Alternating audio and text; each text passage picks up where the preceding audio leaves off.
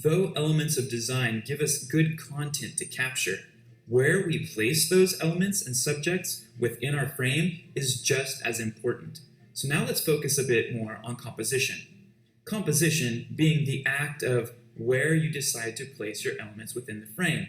Last time, we discussed the composition element of filling the frame. For today's lesson, we're going to focus on the rule of thirds. The rule of thirds is based on the idea that the human eye doesn't always like to see the subject dead center. In fact, sometimes the human eye finds interest when the subject is off to the left or right, or a little above or below the center. Take a look at this grid. Notice that it is broken into thirds, both horizontally and vertically.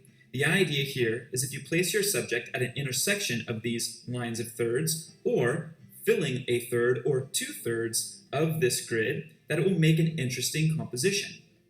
Notice what the photographer has done here in this image. The top third is filled with the sky. The bottom 2/3 are filled with the ocean. Notice that horizon line where the ocean meets the sky is right along that top third line. Here is that same image, but recropped so that the horizon line is in the center of the frame. Now, this is completely subjective, but which image is more interesting or pleasing to you? This one, or the original image where the top third is that horizon line? For this image, the photographer has chosen to compose or place the flower, the one that's most in focus, his main subject, at the intersection of the third lines in the bottom right. Here's that rule of thirds grid once more, and here's the image of the flower. Can you see where the photographer decided to place it? Here, the photographer had to make a choice as to where to compose or place their line of vegetables. They decided, as you can see on the round bulbous part, to do it right along that top third line of the rule of thirds grid.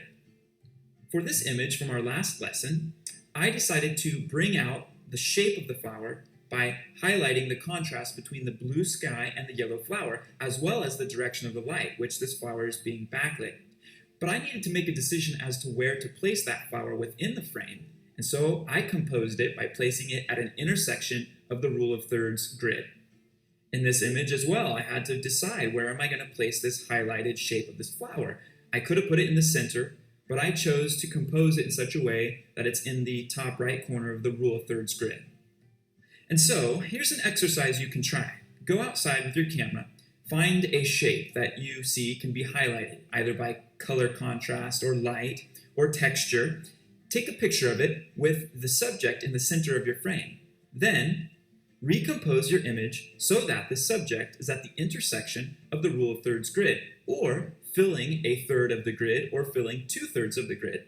Then, compare the two images and decide for yourself which image you prefer.